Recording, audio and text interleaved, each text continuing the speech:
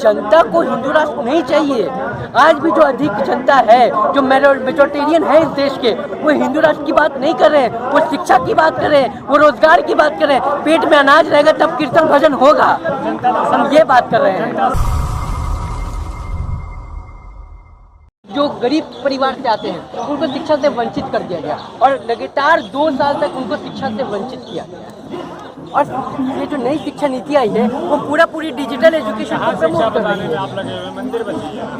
नहीं, शिक्षा बचाएंगे तो देश बचेगा, मंदिर बचाएंगे तो देश खतरे में आ जाएगा। देश के युवाओं को कलम पकड़ाना जरूरी है। देश के युवा आज तलवार और त्रिशूल लेकर के मस्जिद के ऊपर भगवा झंडा लगाने को तैयार है। धर्म आस्था का विषय है, ये देश की राजनीति का विषय नहीं है। देश बचेगा तब धर्म बचेगा। हम मानते हैं देश बचेगा, देश के लोग बचेंगे, तब मंदिर में जाने के लिए कोई आदमी बचेगा, तब हमारा देश बचेगा। बिल्कुल हिंदू खतरे में, हम इस बात से बिल्कुल वाकिफ हैं। हिंदू खतरे में है और 1-2 नहीं 85% हिंदू खतरे में। बिल्कुल 100% जो हिंदुस्तान में हर एक हिंदू खतरे में है, क्योंकि 120 रुपये लीटर पेट्रोल और डीजल लेना खतरे की निशानी है। 1000 का LPG गैस सिलेंडर लेना खतरे की निशानी है। NEP ला करके शिक्षा पे रोक लगाना गरीबों की, हिंदुओं के बाल बच्चों पे, जो गरीब हिंदू के बाल बच्चे हैं उनके ऊपर एक खतरा मंडरा रहा है, खतरे में है। खतरा कहाँ, वो तो राशन दे रहे हैं 5 किलो। तो क्या 5 किलो राशन देने से कल्याण हो गया?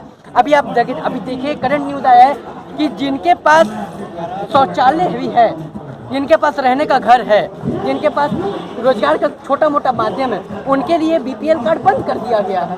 तो आप किसको बांटिएगा? कुछ पाने के लिए कुछ खोना पड़ता है। क्या खोना है? इस देश की गरिमा खो रही है, इस देश का भाईचारा खो रहा है। और क्या खोना चाहते हैं? इस देश की गरिमा खो रही है। जब 2 भाई आपस में लड़ रहे हो और इस बात को संसद तक नहीं पहुंचाया और मीडिया इस बात से लोगों को परे कर रही है, मीडिया इस बात से परे कर रही है कि महंगाई कहाँ है, रोजगार कहाँ है। मीडिया लगातार 7 साल से जो बिकी हुई मीडिया है, ऑलमोस्ट सारी मीडिया बिकी हुई, 1-2 को छोड़ करके, वो इस बात को चैनलाइज कर रही है, सेंट्रलाइज कर रही है कि हिंदू मुस्लिम कब्रिस्तान शमशान कहाँ कर रही है? मंदिर मस्जिद, उन्होंने शिवलिंग ढूंढ लिया, बाबा ढूंढ लिए, बाबा मिल गए, आप कह रहे कि वो हिंदू मुस्लिम कर रही है। तो बाबा मिल जाने से कल्याण हो गया, राम मंदिर के लिए जमीन मिल गई, कल्याण हो गया देश का। हम ये पूछते हैं कितने लोगों को उससे रोजगार मिल गया है? 70 साल में जो किसी ने नहीं किया, बीजेपी ने किया। बिल्कुल 70 साल में बीजेपी ने यह किया है कि जो लोग ग्रेजुएट थे वो आज जाके गार्ड की नौकरी कर रहे हैं, वो टोटो साइकिल चला रहे हैं, वो रिक्शा मोटर चला रहे हैं। नहीं, रोजगार तो बिना पढ़े क्यों नहीं मिल सकता है वो? फिर एक पढ़े लिखे युवा में और एक अशिक्षित युवाओं में आप डिफरेंस कहाँ से कीजिएगा? क्या हम ग्रेजुएशन, क्या हम PhD इसलिए कर रहे हैं कि हम रिक्शा चलाएंगे? जिन्हें आप अशिक्षित बोल रहे हो, देश चला रहे हैं, आप कैसी बात कर रहे हैं? इसलिए तो देश का बेड़ा गर्क हो रहा है, इसलिए तो देश का बेड़ा गर्क हो रहा है कि अशिक्षित लोग उस पूरे संस्थान पे कब्जा करके बैठे हैं। बेड़ा गर्क नहीं हो रहा, डंका बज रहा है विश्व के देश का। श्रीलंका में भी श्रीलंका का भी डंका बज रहा था, आज श्रीलंका का ही डंका बज गया। आप क्या कहना चाहते हैं? श्रीलंका का डंका बज गया। अगर यही स्थिति रहेगी, हिंदुस्तान का डंका ही बजा के रहेंगे।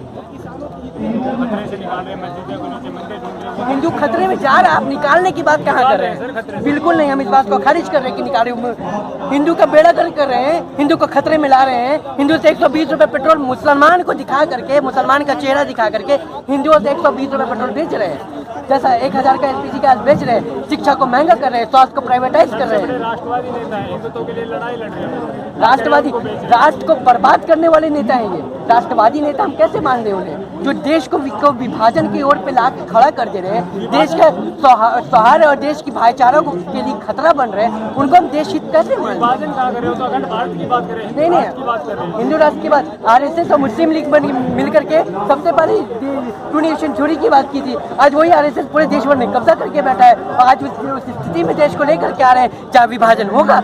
उनकी मंशा है विभाजन। आप ये कहना चाह रहे हैं देश में जो सरकार चल रही है वो RSS की सरकार है? बिल्कुल, भाजपा की सरकार, बिल्कुल है, भारतीय जनता पार्टी की सरकार RSS की थोड़ी ना है। बिल्कुल है। आप नहीं मानते क्या? क्या RSS के कैडर नहीं रहे हैं नरेंद्र मोदी? कैडर रहे हैं RSS के वो। नहीं, मुझे नफरत नहीं है और मैं मानता हूँ कि पूरे देश भर को, जो मैं सोचता हूँ पूरे देश भर के लोगों को सोचना चाहिए। देश के लोग, अधिकतम आबादी आज सोच रही है, अगर सब हिंदू इस मोड़ पे चलता। उनको लगता है कि हिंदू खतरे में है। तो एक बात साफ हो जानी चाहिए थी कि नरेंद्र मोदी को 30% वोट नहीं मिलता, उनको 80% वोट मिलता।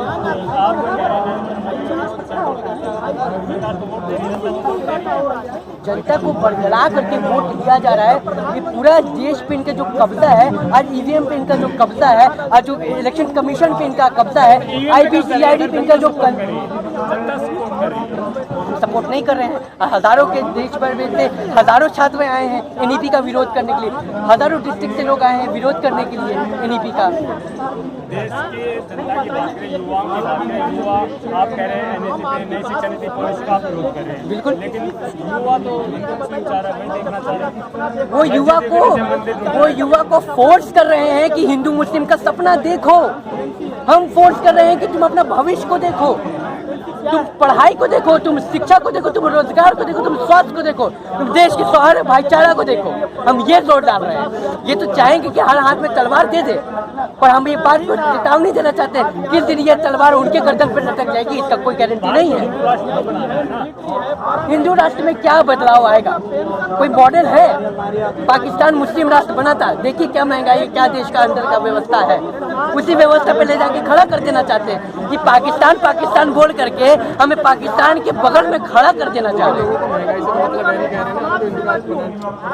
इस जनता को हिंदू राष्ट्र नहीं चाहिए। आज भी जो अधिक जनता है, जो मेजोरिटेरियन है इस देश के, वो हिंदू राष्ट्र की बात नहीं कर रहे हैं, वो शिक्षा की बात कर रहे हैं, वो रोजगार की बात कर रहे हैं। पेट में अनाज रहेगा तब कीर्तन भजन होगा, हम ये बात कर रहे हैं। वो जनता नहीं, वो सरकार के दलाल कह रहे हैं। जो जनता में दिख जाते हैं वो सरकार के जो दलाल हैं वो बोल रहे हैं इस बात को, सरकार को डिफेंस कर रहे हैं। ऐसे लोगों को हमें चिन्हित करना चाहिए, उनका बहिष्कार करना चाहिए अपने समाज में। अखंड भारत का मॉडल क्या है? क्या मुसलमान को जो सेकंड सिटीजन बना दिया जाएगा? क्या दलितों पे फिर से वही अत्याचार होगा मनुस्मृति लागू करके? मुस्लिम समाज बीजेपी का पक्ष क्यों नहीं लेगा? अब नीतियाँ लेकर क्या पक्ष में रहेंगे? नीतियाँ भी तो रहनी चाहिए। कौन सा मॉडल, कौन सा सपना दिखा रहे हैं आप हिंदू राष्ट्र का? आप कौन सा हिंदू राष्ट्र का सपना दिखा रहे हैं कि हर मस्जिद को तोड़ के मंदिर बना देंगे, बस यही मॉडल है आपका? आप वहाँ के लोगों के लिए क्या रोजगार दीजिएगा? कैसा भारत होगा? कैसा हिंदू राष्ट्र होगा? लेकिन वो पहले से तो मंदिर थे ना, मंदिर तोड़ के मस्जिदें बनाई गई है, तो फिर वापस होनी चाहिए। ये बताया कौन कि मंदिर तोड़ के मस्जिद बनाया गया है? राम मंदिर का जब फैसला है तो सरकार अभी तक सिद्ध नहीं कर पाई है। ये सेंसिटिव मामला था, इसके पक्ष में गया है। ये सुप्रीम कोर्ट को इस बात को देखना पड़ेगा। शिवलिंग, कोई भी पोल को आप शिवलिंग बता दीजिएगा, फव्वारा को शिवलिंग बता दीजिएगा।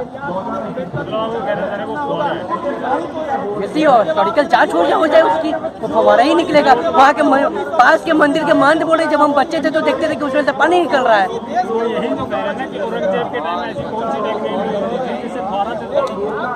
टेक्निक अभी का बात बोल रहा हूँ मैं। अभी पिछले 100 सालों में जब मॉडर्नाइजेशन आया तो वहाँ पे फव्वारा लगा था। तो आप किसी भी फव्वारा को अगर शिवलिंग बता दें तो आप मानसिक रोगी हैं। ऐसा भी तो हो सकता है कि शिवलिंग को कौन बताएगा? आपको ऐसा क्यों लगता है कि देश में मंदिर जरूरी है? देश भर में जो 7 साल से एक माहौल बनाया जा रहा है, मीडिया में बैठ करके कुत्तों के जैसा जो लड़वाया जा रहा है, एक मौलाना को एक टीका रख करके बैठा करके पे करके उनको जो लड़ाया जा रहा है वो सिर्फ 2 इंसान की लड़ाई नहीं है, वो देश भर के 130 करोड़ 140 करोड़ जनता की लड़ाई बन जा रही है। मतलब आप ये कहना चाह रहे हैं मीडिया में तो धर्मगुरु बैठते हैं, वो पैसे लेके बैठते हैं।